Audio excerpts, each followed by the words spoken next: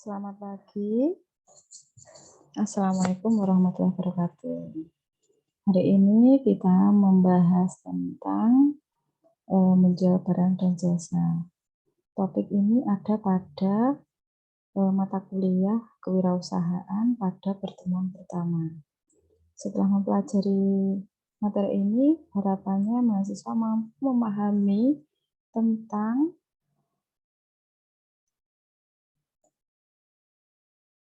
bagaimana menjual produk kepada konsumen retail dan menjual produk pada konsumen korporasi. Ini dua topik yang akan kita bahas untuk kali ini. Menjual produk kepada konsumen retail di sini merupakan aktivitas bisnis yang melibatkan penjualan barang dan jasa secara langsung kepada konsumen akhir. Pada perkembangannya, kini bisnis retail di Indonesia bertransformasi dari retail tradisional ke bisnis retail modern. Perkembangan ini terus mengalami perubahan ya, banyaknya toko retail modern yang membuka cabang di beberapa wilayah Indonesia. Beberapa pengertian tentang bisnis retail, menurut Henry, bisnis retail itu adalah kegiatan usaha menjual barang atau jasa pada perorangan untuk keperluan sendiri, keluarga, dan rumah tangga. Kita adalah meliputi semua kegiatan secara langsung ke konsumen akhir, bukan untuk dijual kembali. Sedangkan menurut Jasmine, tahun 2006, retail meliputi semua aktivitas yang melibatkan penjual barang dan jasa pada konsumen akhir untuk dipergunakan sifat pribadi dan bukan bisnis. Fungsi pada penjualan ke retail ini, yang pertama, sebagai perantara antara distributor dengan konsumen akhir. Yang kedua, penghimpun berbagai kategori jenis barang yang menjual kebutuhan konsumen. Yang ketiga, tempat rujukan untuk mendapatkan barang yang dibutuhkan konsumen. Dan yang keempat, penentuan eksistensi barang dari manufaktur di pasar konsumen. Jadi kalau kita simpulkan di sini, fungsinya adalah barang-barang yang ada pada distributor langsung dijual pada konsumen akhir dan tidak difungsikan sebagai dijual ulang untuk barangnya. Jenis-jenis pada bisnis retail di sini ada yang pertama minimarket yang biasa kita kenal ya di sekitar tempat tinggal kita, kemudian convenience store mirip dengan minimarket tetapi bedanya dalam harga, jam buka, dan luas ruangan serta lokasinya. Kemudian specialist store, factory outlet, distro atau distribusi outlet, kemudian supermarket, dan yang ketujuh department store. Ini banyak sekali kita jumpai di sekitar tempat tinggal kita ya, sudah tidak asing lagi. Manajemen pada strategi retail ini ialah yang pertama, sasaran pasar atau target penjualannya yaitu pada segmen pasar yang direncanakan untuk dilayani terkait dengan aktivitas memfokuskan sumber daya yang harus disiapkan oleh retail.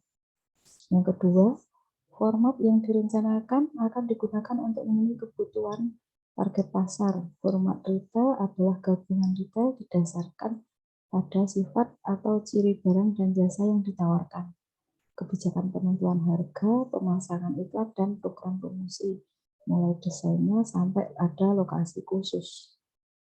Yang ketiga, di sini dasar perencanaan retail untuk meraih keunggulan bersaing yang dapat dipertahankan atau keuntungan dari persaingan yang dapat dipertahankan dalam jangka panjang.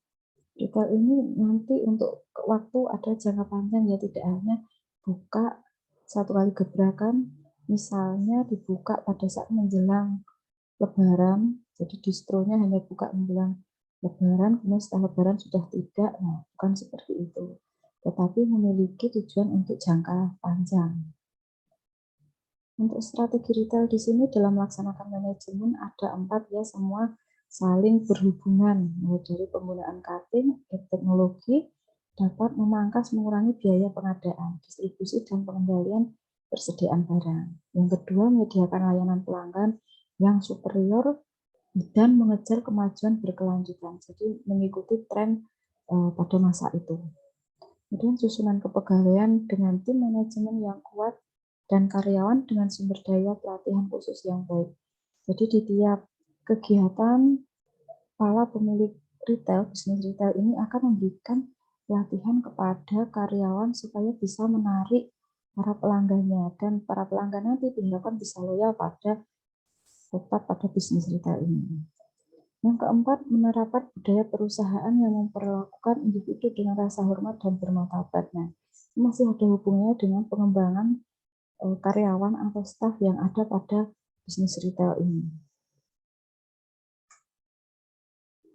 Yang penting pada bisnis retail ini adalah loyalitas konsumen.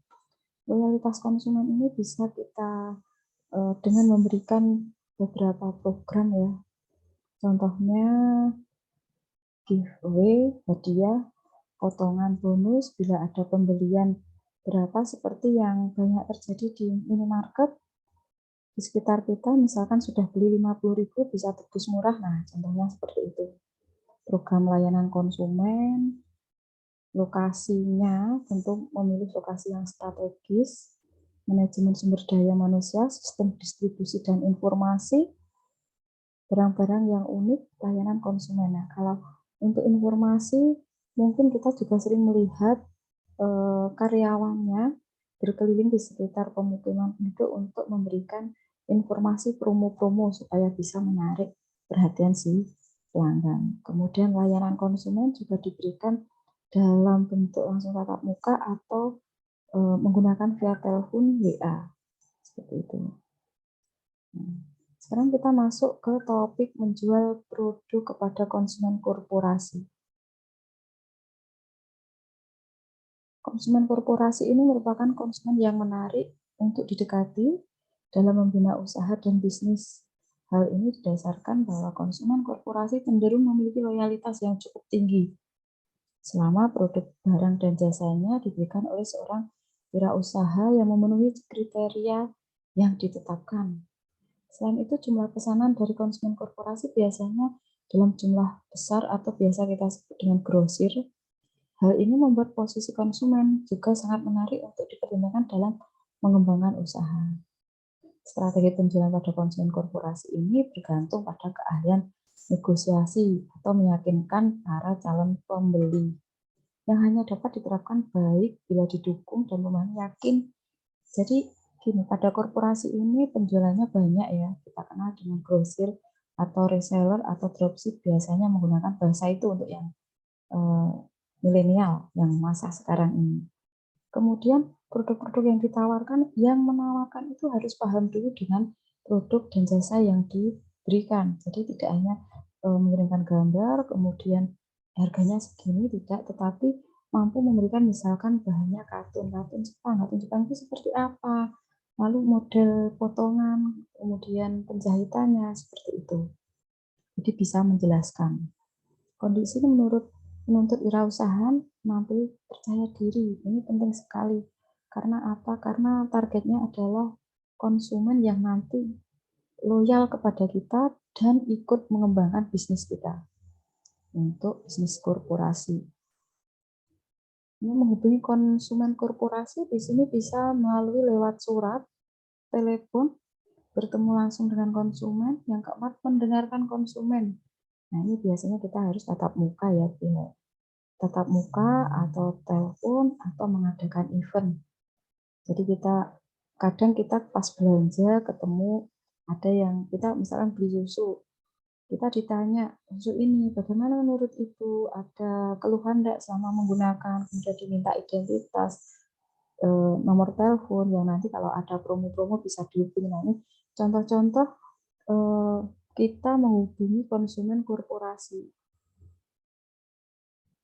Kemudian ada juga yang mengumpulkan, kemudian kita presentasi untuk mempromosikan produk kita. Nah, ini sering sekali kita diundang gratis ke hotel, free, dan di sana mereka mempromosikan produknya. Dan kalaupun tertarik bisa menjadikan konsumen ini sebagai bagian dari kita, atau lebih kita kenal dengan MLM.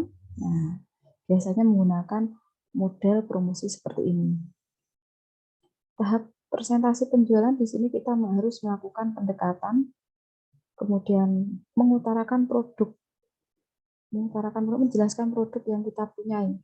Dan yang ketiga, mengakhiri presentasi. Nah, ini yang penting sekali ya, pada pengakhiran presentasi closing the sale. Di sini kita harus mampu menanamkan bahwa produk kita itu bagus, supaya konsumen itu yang diingat adalah yang bagus-bagus, bukan yang buruk, tapi yang bagus. Diulang, kemudian kita minta konsumen atau calon pelanggan kita atau calon reseller dropship kita itu mampu mengulang dengan baik apa kelebihan kita. Seperti itu. Jadi untuk yang ketiga ini sangat penting sekali pada tahap penjualan di korporasi. Untuk negosiasi di sini dibutuhkan kemampuan yang baik. Yang pertama, menyiapkan beberapa alternatif perundingan, kemudian memenuhi kebutuhan kedua belah pihak, jadi tidak ada yang dirugikan, menekan manfaat, menghadapi persaingan, menentukan harga, memanfaatkan otoritas tertinggi. Jadi kalau teman-teman memiliki bisnis korporasi, kemudian ada pelanggan yang nanti harapannya sebagai calon pengembang usaha kita, itu harus di sini ada negosiasi. Nanti keuntungan yang didapat perusahaan berapa, yang didapat untuk calon pengembang kita itu berapa. Jadi di sini sudah langsung kita tentukan berapa sehingga di belakang nanti tidak ada konflik antara pemilik usaha dan pengembang usaha kita. Pencapaian persetujuan yang pertama menimbang penutupan, mendapatkan masukan, mengarahkan konsumen, menutup penjualan. Nah, ini biasanya kalau 1 bulan sekali terlalu lama ya untuk proses ini. Biasanya untuk yang pertama kali pemula kita bisa memberikan waktu selama 1 minggu. Kita cari masukannya apa, mungkin mengambil beberapa saran dari konsumen. Kemudian terakhir kita mencari solusi bersama. Karena di tiap pengembang kita akan menemui beberapa masalah atau masukan yang berbeda. Masing-masing memiliki khas sendiri-sendiri, karakter sendiri-sendiri. Terima kasih. Kita akan bertemu pada topik berikutnya. Assalamualaikum warahmatullahi wabarakatuh.